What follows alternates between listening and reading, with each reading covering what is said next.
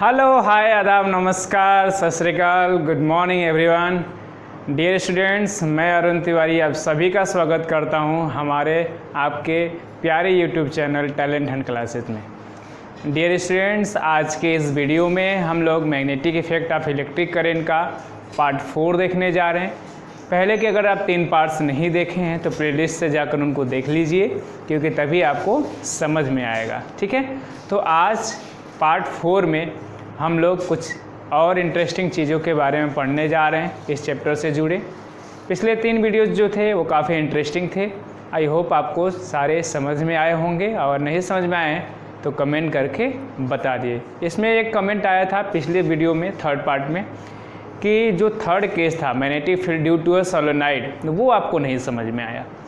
तो स्टूडेंट मैं आपको बता दूं, जो magnetic field due to a solenoid होता है वो अगर आपको नहीं समझ में आ रहा है तो बस आपको टेंशन लेने की ज़रूरत नहीं है, क्योंकि अगर आपको बार मैग्नेट समझ में आ गया तो वो समझिए समझ में आ गया। क्या होता है कि जैसे बार मैग्नेट में मैग्नेटिक फील्ड डेवलप होता है, सेम उसी तरह से magnetic field due to a solenoid develop होता है। उसमें भी क्या होता है कि एक आयरन शाफ्ट, आयरन कोर में हम लोग वायर की ऐसे वुंडिंग करके कॉइल बना देते हैं, और उसके बाद इसको बैटरी से जोड़कर करंट पास करते हैं। जब करंट इसमें पास होता है तो ये जो शाफ्ट आयरन कोर होता है वो बार मैग्नेट की तरह से बिहेव करना शुरू कर देता है, और इसमें भी जो मैग्नेटिक फील्ड लाइंस होती हैं वो north to south pole produce होती हैं, नॉर्थ पोल से साउथ पोल की ओर। तो आप अगर magnetic field due to solenoid लेकर परेशान हैं तो ये आप बस बार मैग्नेट को मान लिया करिए, वही आपका ये magnetic field due to solenoid का केस क्लियर कर देगा आपको। ठीक है, चलिए आज के इस वीडियो में आज के नए कॉन्सेप्ट के साथ शुरुआत करते हैं। ये तो आपका पिछला डाउट था जो मैंने बताने की कोशिश की। आज एक छोटे से टॉपिक के साथ शुरू करते हैं हम लोग, मैग्नेटिज्म इन ह्यूमन बींग्स। इंसानों के अंदर भी मैग्नेटिज्म पाया जाता है।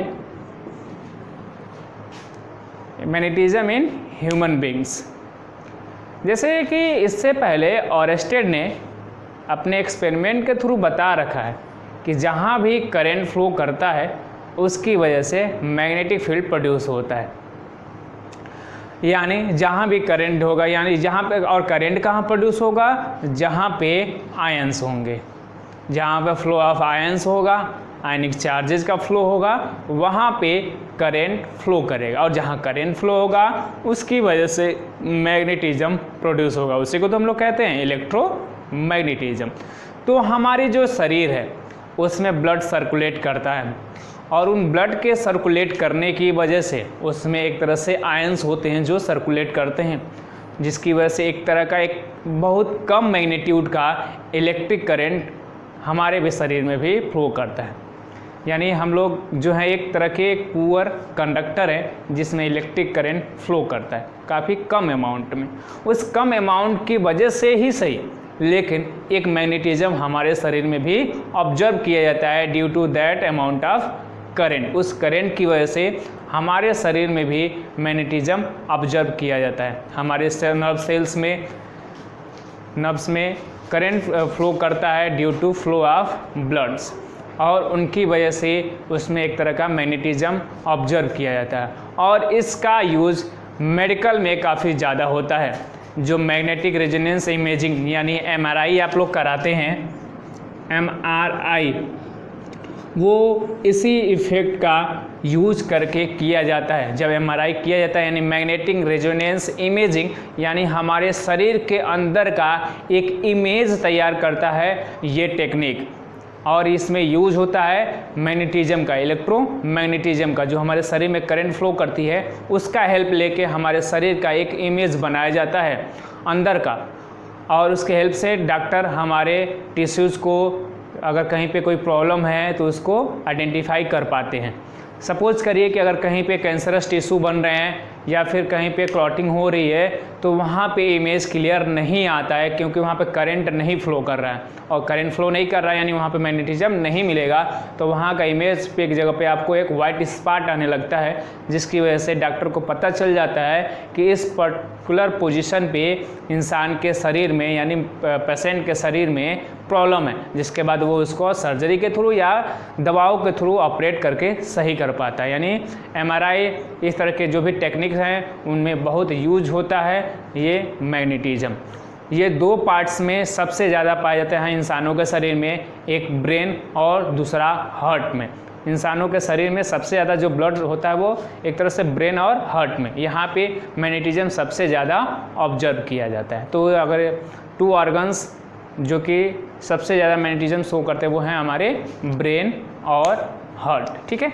तो इस टॉपिक में बस ये हमने जैसे आपको पहले ही बताया कि एक छोटा सा टॉपिक है, तो ये काफ़ी छोटा सा टॉपिक था। अब आज के हम लोग अपने मेन टॉपिक पे चलते हैं, जो कि एक काफ़ी इंटरेस्टिंग टॉपिक होने वाला है, उसको देखते हैं। टॉपिक क्या है? Force on current carrying conductor, force on current carrying conductor,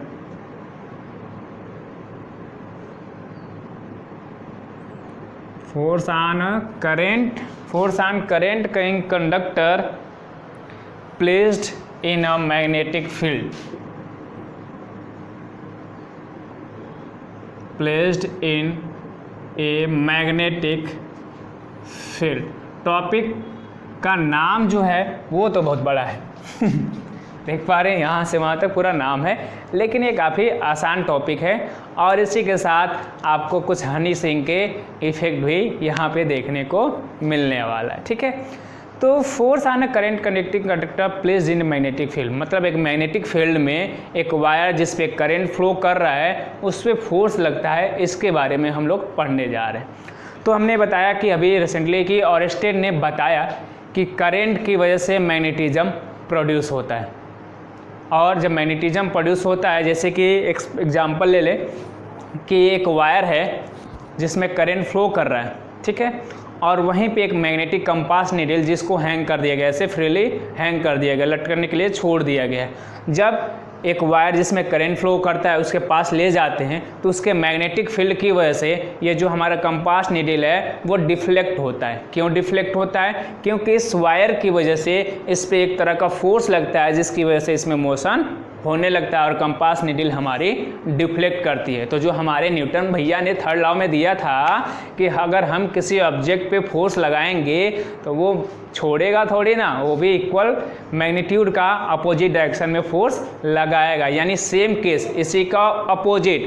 Faraday साहब ने कहा कि अगर किसी मैग्नेटिक फील्ड में एक वायर रखा गया है जिसमें करंट फ्लो कर रही है और वायर फ्री टू मूव है, पहले ऑरेस्टेड भाई साहब ने कहा था कि मैग्नेट है और हल्का मैग्नेट है, जैसे कंपास नीडल जो होता है वो हल्का होता है, मैग्नेटिक नीडल जो हल्का होता है, तो उस केस में मैग्नेटिक नीडल डिफ्लेक्ट कर जाता था क्योंकि वो फ्री था मूव करने के लिए। दूसरे केस में हमारे फैराडे भैया जी ने कहा कि अगर मैग्नेट को फिक्स कर दें और हैवी मैग्नेट ले लें और वायर को फ्रीली हैंग करें मूव करने के लिए, तो न्यूटन थर्ड लॉ के हिसाब से इस मैग्नेट की वजह से वायर में मोशन होने लगेगा। मोशन कब होगा? यानी जब फोर्स लगेगा, यानी मैग्नेटिक फील्ड की वजह से एक वायर जिसमें करंट फ्लो कर रहा था उस पर फोर्स लग रहा है और ये मोशन में आ जा रहा है। एक्शन रिएक्शन का लॉ यहाँ पे भी इम्प्लीमेंट होता है।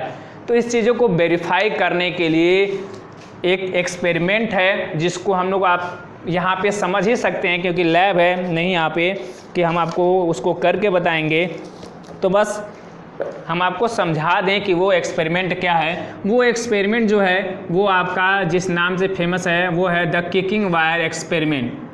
The kicking wire experiment.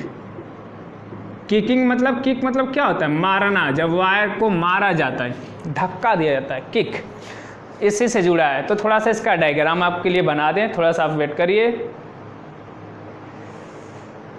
तो एक छोटा सा डायग्राम, बहुत अच्छा बनाने तो नहीं आता है लेकिन कॉन्सेप्ट क्लियर हो जाए इतने भर का हमने एक डायग्राम आपके लिए बना रखा है। तो आप देख सकते हैं यहाँ पे। अब इसको हम लोग समझने की कोशिश करते हैं। यहाँ पे मैंने एक bar magnet U shape magnet बनाने की कोशिश की है, और ये एक आपका वायर है, कॉपर वायर, ठीक है। ये आपका एक फ्लेक्सिबल जॉइंट है जिससे वायर आसानी से मूव कर सके। फ्लेक्सिबल है, फिक्स नहीं है, फ्लेक्सिबल है, जिससे वायर आसानी से मूव कर सके। उसको इधर बैटरी से कनेक्ट कर दी गई है, यहाँ पे की लगा दी गई है, और ये आपका मरकरी है, और ये आपका मैग्नेट, ठीक है। तो ये फिगर के बारे में था। अब किकिंग वायर एक्सपेरिमेंट क्या कहता है, या फिर फैराडे साहब जी क्या कहते हैं, वो कहते हैं कि यहाँ पे पहले तो हम आपको बता दें कि मरकरी क्यों रखा गया है। कि हम जानते हैं कि मरकरी एक ऐसा लिक्विड है जो कि कंडक्टर होता है, एक ऐसा सॉलिड मेटल जो कि लिक्विड स्टेट में पाया जाता है मरकरी, और एक क्या होता है, एक कंडक्टर होता है। तो कंडक्टर है, इसलिए यहाँ पे इसको लगाया गया है ताकि ये जो सर्किट है वो कंप्लीट रहे। अगर ये वायर ऐसे यहाँ पे मरकरी नहीं रहती तो सर्किट क्या हो जाती, ब्रेक, और ब्रेक सर्किट में कभी भी करंट फ्लो नहीं करता है। इसलिए सर्किट को कंप्लीट करने के लिए और वायर को फ्लेक्सिबल, आपके दिमाग में ये भी क्वेश्चन आ सकता है कि हमको मरकरी चाहिए क्यों, हम तार को ऐसे नहीं जोड़ दें तो जो तार होगा, वायर जो होगा वो मूव करने के लिए अलाउ ही नहीं हो पाएगा, फ्री नहीं होगा मूव करने के लिए। इसीलिए इसको यहाँ पे डिप कर दिया गया मरकरी वायर में, और दूसरा वायर ऐसे डिप करके इधर कनेक्ट कर दिया जाता है कि एक सर्किट कंप्लीट बन जाए, ठीक है। अब किकिंग वायर एक्सपेरिमेंट क्या कहता है, कहता है कि एक यू शेप मैग्नेट में अगर एक स्ट्रेट वायर ऐसे रख दें, परपेंडिकुलरली रखना है, ये कंडीशन है इसका, परपेंडिकुलरली अगर रख दें और इसको बैटरी से कनेक्ट करके जैसे ही करंट फ्लो कराएंगे, जैसे ही करंट फ्लो कराएंगे, तो जब करंट फ्लो करेगा वायर में, तो वायर में जब भी करंट फ्लो करेगा तो हमें पता है कि उसकी वजह से एक मैग्नेटिज्म उसमें प्रोड्यूस हो जाएगी, इलेक्ट्रोमैग्नेटिज्म, ठीक है। तो इसमें मैग्नेटिज्म प्रोड्यूस होगा वायर में जब मैग्नेटिज्म प्रोड्यूस होगा, और एक मैग्नेटिक फील्ड यहाँ पे ऑलरेडी पड़ा हुआ है आपको यू शेप मैग्नेट के रूप में, तो जब दो मैग्नेट रहेंगे तो इधर अट्रैक्शन और रिपल्सन वहाँ पे होगा, यानी एक तरह का फोर्स वहाँ पे लगना ही लगना है, या तो वायर लेफ्ट की साइड या तो वायर राइट साइड में डिफ्लेक्ट कर जाएगी। यानी वायर में करंट फ्लो कर रहा है और उस करंट की वजह से मैग्नेट प्रोड्यूस हो रहा है, और उसमें एक मैग्नेटिक फील्ड और इसका एक मैग्नेटिक फील्ड दोनों में इंटरेक्शन जब होगा तो इधर अट्रैक्शन और रिपल्सन हमें देखने को मिलेगा, जिसकी वजह से ये वायर मूव करेगा। तो चूंकि इस केस में अभी करंट जो है वो अपवार्ड फ्लो कर रही है, और उसकी वजह से जैसे इसमें करंट फ्लो करता है तो ये वायर जो है वो ऐसे यहाँ पे डिफ्लेक्ट मूव कर जाता है, ठीक है, वो ऐसे मूव कर जाता है। डैश डैश जो है उसका पोजीशन है, जब मूव करने के बाद वो चला जाता है, यानी वो मरकरी से बाहर मूव करके चला गया, ठीक। जैसे ही वो मरकरी से बाहर मूव किया, सपोज करिए ये मरकरी का पॉट है, इसमें ऐसे वायर रखा था, जैसे करंट फ्लो किया वो इधर आ गया, इधर आ गया, इसमें था तो सर्किट क्लोज थी, लेकिन जैसे ही करंट फ्लो किया इसमें मैग्नेटिक फील्ड डेवलप हुआ, और एक यू शेप मैग्नेट की वजह से जो मैग्नेटिक फील्ड था दोनों में इंटरेक्शन हुआ और इस पर फोर्स लगा, और ये मरकरी पॉट से बाहर आ गया। बाहर आने की वजह से जो एक सर्किट अभी तक क्लोज थी वो ब्रेक हो गई, ओपन हो गई। सर्किट ओपन होते ही इसमें करंट फ्लो होना बंद हो जाता है। करंट कहाँ फ्लो करेगा, क्लोज सर्किट में, और ये सर्किट क्या हो गई, ओपन हो गई, ब्रेक हो गई।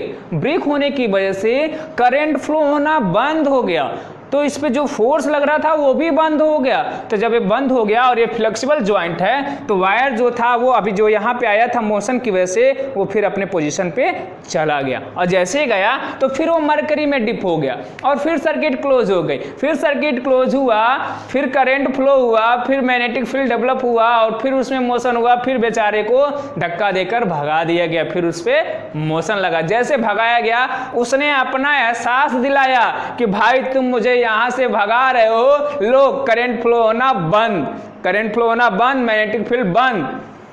फिर उसको बुला लिया गया। ये काम बार बार होता है, क्योंकि जब वो मरकरी डीप में होता है, मरकरी में होता है, तो सर्किट क्लोज होती है, करंट फ्लो होता है, उस पर मोशन लगता है ड्यू टू मैग्नेटिक फील्ड, और वो बाहर जाता है, बाहर जाते ही सर्किट ब्रेक हो जाती है, करंट फ्लो होना बंद, मैग्नेटिक फील्ड बंद, तो वो फिर अपने पोजीशन पे वापस आ जाता है। ठीक है, सुबह का भूला शाम को घर वापस आ जाता है, तो उसको माफ़ कर दिया गया। ठीक, वायर इधर मूव कर गया, यही है हमारा किकिंग वायर एक्सपेरिमेंट। यहाँ पे जो वायर इस साइड में मूव कर रहा था, क्योंकि करंट अपवर्ड थी, अगर करंट का डायरेक्शन चेंज कर दें तो जो वायर इधर मूव कर रहा था वो इधर मूव करने लगेगा। ठीक है, क्योंकि हम लोग पहले के भी एक्सपेरिमेंट्स में पढ़ चुके हैं, by changing the direction of current which can change the direction of magnetic field, है ना। तो मैग्नेटिक, इसमें जो मैग्नेटिक फील्ड डेवलप हो रहा था, सपोज करिए कि इसमें ऐसा मैग्नेट डेवलप हो रहा था जो नॉर्थ और साउथ में था, इधर नॉर्थ और इधर साउथ, तो दोनों में रिपल्सन हो रहा होगा। अगर अब करंट का डायरेक्शन चेंज कर दिया हमने, डाउनवर्ड्स कर दिया, तो अब जो करंट था वो इधर नॉर्थ और इधर साउथ पोल डेवलप हो रहा होगा, तो दोनों में अट्रैक्शन होगा। तो सिंपली जो पहले भगाया जा रहा था अब उसको इधर बुलाया जा रहेगा, यानी इधर फोर्स लगेगा, सेम वहां भी वही होगा, करंट ब्रेक हो जाएगा क्योंकि वो मरकरी से बाहर हो गया। मरकरी से बाहर होते ही करंट फ्लो होना बंद। तो ये प्रोसेस लगातार चलता रहता है, वायर कभी बाहर कभी अंदर, कभी बाहर कभी अंदर, कभी बाहर कभी अंदर, ये रेगुलर होता रहता है। ठीक है, इसी को हम लोग कहते हैं किकिंग वायर एक्सपेरिमेंट। तो ये आपका किकिंग वायर एक्सपेरिमेंट था जो फैराडे ने दिया था। तो इससे एक चीज़ क्लियर होता है, जो हमने वायर यहाँ पे परपेंडिकुलर रखा है वो क्यों रखा है, क्योंकि जो सबसे ज़्यादा मैग्नेटिक फील्ड डेवलप होता है वो तब जब स्ट्रेट वायर जो है वो परपेंडिकुलर है, और अगर पैरेलल रख दिया, यानी ऐसे वायर है, अभी ऐसे रखा था परपेंडिकुलर, लेकिन अगर ऐसे रख दिया तो कोई भी फोर्स उस पर नहीं लगता है। If wire and magnetic field both are parallel to each other, then there will be no force acting on the wire. And if the wire is perpendicular to the magnetic field, that to the U-shaped magnet, then the force will be maximum. सबसे ज़्यादा जब perpendicular है तो, और सबसे minimum जब वो एक दूसरे के पैरेलल हैं। पैरेलल हैं तो क्या करते हैं, एक दूसरे के फील्ड को न्यूट्रलाइज कर देते हैं, जिसकी वजह से कोई भी फोर्स उस पर नहीं लगता है। ठीक, तो यहाँ से अब आपको यहाँ पे चीज़ें समझ में आ गई होंगी कि इसके डायरेक्शन को भी हम लोग चेंज कर सकते हैं। अब एक और भाई साहब आए, फ्लेमिंग भाई साहब। फ्लेमिंग ये क्यों आ गए, इनका क्या काम था, फैराडे साहब क्या कम थे कि फ्लेमिंग भाई भी आ गए। भाई हमने तो उनके लिए बस डिनर बनाया था, आप भी आके पूरा लफड़ा फैला दिए। तो ये कहे कि हम लफड़ा नहीं फैलाएंगे, आपके लिए कुछ और लेकर आए। अगर आपके घर पे आए हैं तो बस डिनर ही थोड़ी ना करेंगे, आपके लिए कुछ लाए भी तो हैं, वो भी तो देख लीजिए। पहले देखिए क्या है डब्बे में, मिठाई है कि क्या है। तो फ्लेमिंग साहब कहे कि, तो ये कहे कि किकिंग वायर एक्सपेरिमेंट यानी फैराडे वाले भाई साहब कि क्या लाइए हैं बताइए। तो ये बोले कि भाई आप जो कंफ्यूज थे यहाँ पे कि वायर किधर मूव करेगा, वो मैं बताने आ गया हूँ आपके लिए ये आसान हो जाएगा। बस आप हमें ये बता दीजिए कि मैग्नेटिक फील्ड का डायरेक्शन किधर है और किधर करंट फ्लो कर रहा है, तो आपके बिना एक्सपेरिमेंट के मैं बता सकता हूँ कि आपका वायर किधर मूव करेगा, east west north south upward downward, किधर मूव करेगा लेफ्ट राइट, वो मैं बता दूंगा, आपको एक्सपेरिमेंट करने की जरूरत नहीं है। तो फैराडे साहब बोले इससे अच्छी बात क्या होगी, आप हमको बता ही दीजिए। तो चलिए हम सुनते हैं कि फ्लेमिंग साहब ने क्या बताया। और ये इतनी अच्छी बात बताया कि ये काफ़ी इम्पॉर्टेंट हो जाता है आपके लिए, आपके बोर्ड एग्जाम्स के लिए, आपके इंटरनल एग्जाम्स के लिए, क्योंकि बहुत अच्छी बात बताई थी इन्होंने। उस बात को हम लोग किस नाम से जानते हैं ये समझ लीजिए, फ्लेमिंग्स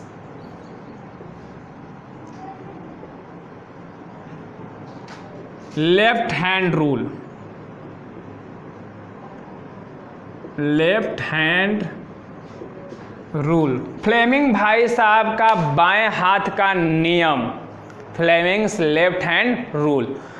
अब फ्लेमिंग भाई साहब क्या कहे उनको एक बार आप लोग हिंदी में समझ लीजिए, फिर इंग्लिश का स्टेटमेंट आप लोग याद कर लीजिएगा, क्योंकि ये रूल अक्सर एग्जाम में, बोर्ड एग्जाम में पूछा जाता है। ठीक, तो फ्लेमिंग साहब ने बोला कि अगर आप अपने 3 फिंगर्स को, मिडिल फिंगर, 4 फिंगर और थंब को, मिडिल फिंगर, 4 फिंगर और थंब को, तीनों को एक दूसरे के परपेंडिकुलर अरेंज कर दें, मीन्स एक दूसरे के 90 डिग्री पे। आप जस्ट इसको ट्राई करेंगे, ठीक है, काफ़ी सिंपल है ये। ट्राई करना। इसको आप अगर क्या करें, तीनों को एक दूसरे से 90 डिग्री पे अरेंज कर दें, मिडिल फिंगर, फोर फिंगर और थम्स को।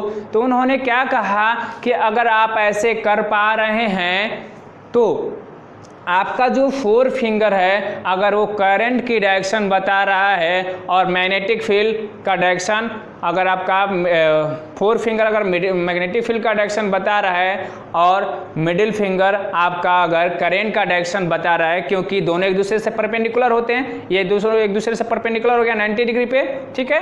जब 90 डिग्री पे हुआ तो उन्होंने कहा कि अगर आपका मिडिल फिंगर करंट का डायरेक्शन बता रहा है, हम ऐसे लिख दे रहे हैं, इस पर लेबल कर दें आई, ठीक है, ये आपका आई बता रहा है यानी डायरेक्शन ऑफ करंट बता रहा है, ठीक है, ये आपका डायरेक्शन ऑफ करंट हो गया।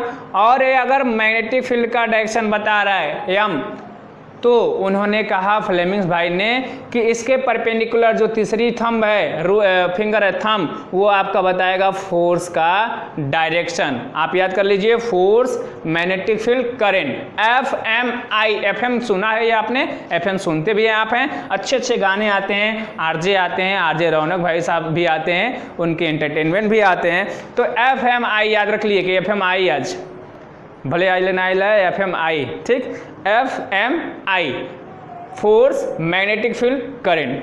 तो इनका स्टेटमेंट एक बार सुन लीजिए कि क्या स्टेटमेंट उन्होंने कहा, hold the forefinger, the centre finger and middle finger of your left hand to right angle perpendicular to each other.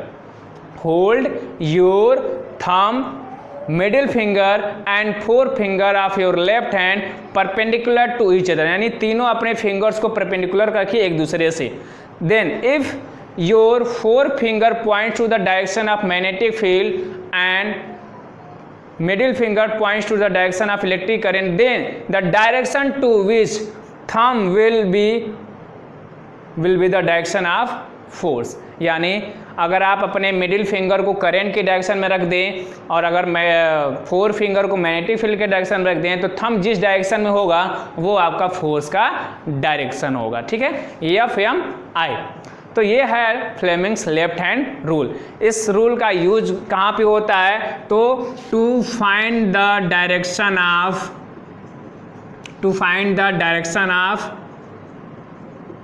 Force in a straight current carrying conductor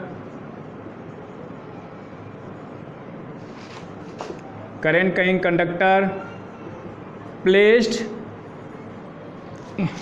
in a magnetic field। यानी इसका use कहाँ पे होता है कि जब एक magnetic field में एक वायर है जो करंट फ्लो कर रहा है, तो उसका फोर्स किधर लगेगा, किस डायरेक्शन में लगेगा, इसको पता करने के लिए फ्लेमिंग्स लेफ्ट हैंड रूल का यूज होता है। तो इसमें दो चीजें हमेशा आपको दी रहेंगी, डायरेक्शन ऑफ करंट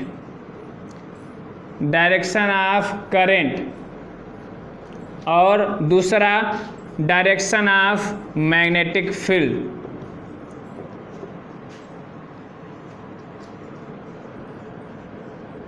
ये अगर दो चीजें पता है तो हम लोग तीसरा यानी डायरेक्शन ऑफ फोर्स आसानी से बता देंगे फ्लेमिंग्स लेफ्ट हैंड रूल का यूज करके, ठीक है।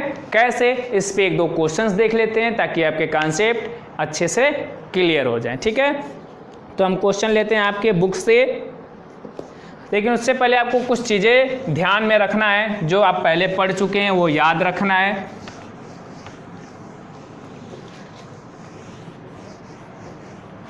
क्वेश्चन लिख दें, लेकिन उससे पहले आपको पहले समझा दें हम कि करंट का डायरेक्शन हमेशा कहाँ होता है, इलेक्ट्रॉन जिधर फ्लो करता है उसके अपोजिट और जिधर पॉजिटिव चार्ज फ्लो करता है उसके तरफ। डायरेक्शन ऑफ करंट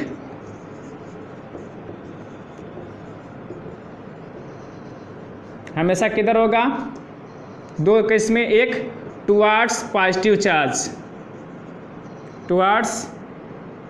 चार्ज, जिधर पॉजिटिव चार्ज मूव कर रहा होगा उधर, और दूसरा अगर निगेटिव चार्ज की बात हो रही है तो opposite to flow of negative charge. Negative charge का है या इलेक्ट्रॉन्स का है, यानी इलेक्ट्रॉन का पॉजिटिव चार्ज का है या प्रोटॉन्स के हैं, ठीक है।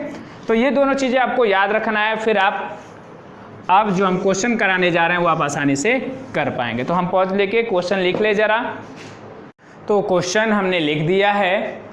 अब आपको हनी सिंह को याद करना है। हनी सिंह का कुछ ऐसा स्टाइल था ना, वो उस तरह से ही ये था। तो ये फ्लेमिंग साहब से ही हनी सिंह ने सीखा था। आप भी सीख लीजिए इसको, आपको भी ऐसे एग्जाम में बार बार करने होंगे। एक बार फ्लेमिंग्स लेफ्ट हैंड रूल अभी पढ़ रहे हैं, थोड़ी देर बाद नेक्स्ट दो वीडियोज़ में आपको फ्लेमिंग्स राइट हैंड रूल पढ़ना होगा। तो आप दोनों हाथ ऐसे कर सकते हैं और आपका ये हनी सिंह स्टाइल नहीं होगा, फिर आपका ये फ्लेमिंग्स स्टाइल होगा, है ना। तो चलिए क्वेश्चन को समझते हैं और बताते हैं। तो जो फ्लेमिंग्स लेफ्ट हैंड रूल है उसमें 3 क्वांटिटीज़ हैं। 2 का अगर डायरेक्शन पता है तो तीसरा हम पता कर सकते हैं, यानी अगर direction of current, direction of magnetic field और डायरेक्शन ऑफ फोर्स, इन तीनों में अगर कोई भी 2 हमें पता है तो तीसरा हम बता सकते हैं, ठीक है। तो क्वेश्चन समझते हैं। पहला, a stream of positively charge particles moving towards waste is deflected towards north bye a magnetic field. पहला क्वेश्चन में क्या कह रहा है, स्ट्रीम ऑफ पॉजिटिव चार्ज किधर मूव कर रहा है, टुवर्ड्स वेस्ट, वेस्ट की ओर मूव कर रहा है, ठीक है। यानी हमारा डायरेक्शन ऑफ करंट क्या हो गया, वेस्ट, ठीक है ना। हम अभी बताए थे इससे पहले, क्वेश्चन से पहले, कि जिधर पॉजिटिव चार्ज मूव करता है वही हमारा करंट का डायरेक्शन होता है, यानी हमारा करंट जो है वो वेस्ट की ओर है, ठीक। दूसरा, moving towards waste is deflected towards north, deflected towards north, यानी डिफ्लेक्ट किधर कर रहा है, नॉर्थ की ओर, यानी डायरेक्शन ऑफ फोर्स किधर हो गया, नॉर्थ। ये दूसरी क्वांटिटी हमें पता चल गई। तो हमें पता करना है डायरेक्शन ऑफ मैग्नेटिक फील्ड, हमें मैग्नेटिक फील्ड का डायरेक्शन बताना है। तो अब जो 2 चीज़ें दी हुई हैं उनके हिसाब से हम अपने फिंगर को एडजस्ट करें तो तीसरा हमें आसानी से पता चल जाएगा। आपने लिख रखा है अगर अपने हाथ पे FMI तो अच्छी बात है, और नहीं लिख रखा है तो अभी लिखिए और मेरे साथ साथ इस क्वेश्चन को सॉल्व करने की कोशिश करिए, तो आपको आसानी से समझ में आ जाएगा। उसके बाद आप इस पर बेस्ड कोई भी क्वेश्चन आसानी से कर पाएंगे, ठीक है। तो क्या चीज़ हमें पता, डायरेक्शन ऑफ करंट वेस्ट, आप अपने वेस्ट में अपने आई यानी करंट का, यानी आप मिडिल फिंगर को वेस्ट डायरेक्शन में एडजस्ट करिए। मेरा जो वेस्ट है मैंने एडजस्ट कर दिया, ठीक है, मेरा वेस्ट इधर है, मैंने एडजस्ट कर दिया, ठीक। डायरेक्शन ऑफ फोर्स, फोर्स हमारा थंब होता है, टुवर्ड्स नॉर्थ, मेरा नॉर्थ इधर है, ये मेरा जो है इधर की तरफ मेरा नॉर्थ है, मैंने नॉर्थ एडजस्ट कर दिया। लेकिन एक को एडजस्ट करते वक्त दूसरे को आपको चेंज नहीं करना है। करंट का डायरेक्शन आपका वेस्ट की ओर है, फोर्स का डायरेक्शन आपका नॉर्थ की ओर हो गया, ये थंब हमारा बोर्ड की तरफ हो गया। 2 फिंगर्स को जैसे आप एडजस्ट करें तो तीसरा जो फिंगर जिसके बारे में हमें नहीं पता है वो जिस तरफ होगा वही उसका डायरेक्शन हो गया। तो करंट हमने आपका वेस्ट साइड में किया, मैग्नेटिक फील्ड फोर्स हमने नॉर्थ तरफ किया। तो जो हमारा मैग्नेटिक फील्ड यानी यम वाली फिंगर है, यानी 4 फिंगर, वो किधर जा रही है, अपवार्ड। तो हमारा डायरेक्शन ऑफ मैग्नेटिक फील्ड क्या हो गया, अपवार्ड। नहीं समझ में आया तो अभी भी आप अगर प्रैक्टिस नहीं कर रहे हैं तो प्रैक्टिस करिए, अपने हाथों को एडजस्ट करिए, FMI लिखिए भाई, लिख लीजिए, हाथ जोड़ के कह रहे हैं लिख लीजिए और प्रैक्टिस करिए। क्या क्या दिया है उसको एडजस्ट करिए, एक को एडजस्ट करते वक्त दूसरा बदलना नहीं चाहिए, ठीक है ना। तो डायरेक्शन ऑफ करंट, हमने करंट को वेस्ट में कर दिया। फिर क्या दिया, डायरेक्शन ऑफ नॉर्थ, फोर्स जो है हमारा थंब होता है तो उसको हमने नॉर्थ में कर लिया, ये चेंज नहीं हुआ, ये अभी भी वेस्ट में ही रहा करंट में, इसको हमने थंब को नॉर्थ में एडजस्ट कर लिया। तो हमारा जो मैग्नेटिक फील्ड का डायरेक्शन है वो किधर की ओर मिल रहा है, अपवार्ड की तरफ। तो हमारा आंसर हो गया अपवार्ड। आई होप आपको समझ में आ गया होगा। अगर समझ में आ गया होगा तो दूसरे को प्रैक्टिस करिए और आंसर बता दीजिए कमेंट करके, मेरे बताने से पहले पॉज कर लीजिए वीडियो और तुरंत कमेंट करके बता दीजिए, नहीं तो फिर हम चल रहे हैं बताने, ठीक। क्वेश्चन नंबर 2, यहाँ पे भी आपको प्रैक्टिस करना ही करना है, अपने हाथों को एडजस्ट करना ही करना है। Think you are sitting in a chamber, मान लीजिए आप ऑफिस में बैठे हैं एक चेम्बर में, with your back to one wall, अपने पीठ को एक दीवार पे ऐसे करके। An electron beam moving horizontally from back wall towards front wall, एक इलेक्ट्रॉन बीम आपके पीछे से आपके आगे और की ओर जा रही है। इलेक्ट्रॉन बीम इधर से उधर की ओर जा रही है, बैक से फ्रंट की ओर जा रही है। तो हम अभी आपको बताया कि इलेक्ट्रॉन बैक टू फ्रंट जा रहा है, तो करंट का डायरेक्शन क्या हो जाएगा, जस्ट अपोजिट हो जाएगा। Direction of current front to back हो जाएगा, फ्रंट टू बैक हो जाएगा। ठीक, एक चीज पता चल गया। Front to wall is deflected by a strong magnetic field to your right side, यानी डायरेक्शन ऑफ फोर्स किधर हो गया भाई, राइट साइड। दो चीज पता चल गया, डायरेक्शन ऑफ मैग्नेटिक फील्ड आपको बताना है, इसमें भी आपको वही चीज बताना है। तीसरा, फिर अपने हाथों को एडजस्ट करिए, क्या क्या दिया हुआ है और क्या चीज आपको पता चल गया। Direction of current front to back, सामने से आपकी ओर, बैक की ओर, फ्रंट टू बैक। तो आपका फिंगर जो है मिडिल फिंगर वो करंट का डायरेक्शन है, तो हमने इस फिंगर को अपनी ओर कर लिया, खुद को दिखा रहे हैं उंगली, अपने उंगली फिंगर मिडिल फिंगर को अपनी ओर करिए, ये आपका करंट का डायरेक्शन हो गया। ठीक, फिर क्या दिया है, फोर्स का डायरेक्शन, यानी थंब का डायरेक्शन किधर है, राइट साइड में। तो अपने राइट साइड में अपने थंब को करिए। फोर्स का डायरेक्शन क्या होता है, थंब होता है। हमारा जो फोर्स होता है वो थंब को डिनोट करता है, करंट जो है वो मिडिल फिंगर को डिनोट करता है, और मैग्नेटिक फील्ड जो होता है वो फोर फिंगर को डिनोट करता है। ठीक है, तो हमने पहले करंट को अपनी ओर दिखा लिया कि करंट हमारी ओर जा रहा है। फिर दूसरा जो फोर्स है वो किधर है, राइट साइड में। तो मेरा राइट साइड ये है, मैंने इसको एडजस्ट कर लिया, करंट अभी भी मेरे तरफ ही है ये। ठीक है, और ये जो हो गया वो राइट साइड में हो गया। तो ये जो तीसरी उंगली बच रही है भाई साहब, कौन सी उंगली है, फोर फिंगर, उसका डायरेक्शन क्या है, मैग्नेटिक फील्ड। तो मैग्नेटिक फील्ड का डायरेक्शन किधर जा रहा है, डाउनवर्ड्स, यानी इसका आंसर क्या हो गया, डाउनवर्ड्स, नीचे की ओर। फिर से एक बार समझते हैं क्या क्या दिया है, करंट फ्रंट टू बैक, यानी आगे से पीछे की ओर। हमारी ये उंगली जो है वो करंट का डायरेक्शन है। अपने हाथों पे FMI आपने लिखा है, अभी लिखा है, मुझे भरोसा है आपने लिखा है, और नहीं लिखा है तो अभी आप लिख रहे हैं, तुरंत लिखिए और प्रैक्टिस करिए। फ्रंट से बैक, हमने अपने इस उंगली को अपनी ओर दिखा लिया, ये डायरेक्शन हो गया। 90 डिग्री पर रखना है, इस बात को भूलना नहीं है, हमने इसको अपनी ओर दिखा लिया। दूसरा चीज क्या पता है हमें कि फोर्स यानी थंब का डायरेक्शन किधर है, राइट साइड में। अपने हाथ को, अपने थंब को अपने राइट साइड में ऐसे कर दीजिए। ठीक है, हाथों को थोड़ा सा मोड़ना पड़ेगा लेकिन दर्द नहीं होगा, अगर होगा तो मालिश करा लीजिएगा। ठीक है, करंट का डायरेक्शन हमने अपनी ओर कर लिया, थंब का डायरेक्शन राइट साइड में कर लिया। तीसरी उंगली जहां गई वही हमारा उसका डायरेक्शन हो गया। कहां जा रही है ये उंगली, नीचे की ओर, यानी हमारा मैग्नेटिक फील्ड का डायरेक्शन किधर हो गया, डाउनवर्ड्स हो गया। एग्जाम में ऐसे करते रहिएगा, एग्जामिनर पूछेगा क्या है तो बोलिएगा हनी सिंह स्टाइल नहीं है, फ्लेमिंग स्टाइल है, ये अपना स्टाइल है, अपना टाइम आ गया है। ठीक है, तो इस तरह से आप इससे बेस्ट क्वेश्चन आसानी से लगा सकते हैं। आई होप आपको ये वीडियोस, इस पे जुड़े कॉन्सेप्ट, इस पे बेस्ट क्वेश्चन समझ में आए होंगे। अगर समझ में आया हो तो फटाफट शेयर करिए, लाइक करिए, कमेंट करिए, फैला दीजिए एकदम आग की तरह से इस वीडियो को, क्योंकि इससे बेटर आपको कोई समझ नहीं आने वाला है। बस अगर जो भी डाउट है वो कमेंट करके जरूर बताइए, अपने सजेशन दीजिए। मिलते हैं हम नेक्स्ट वीडियो में। जय हिंद।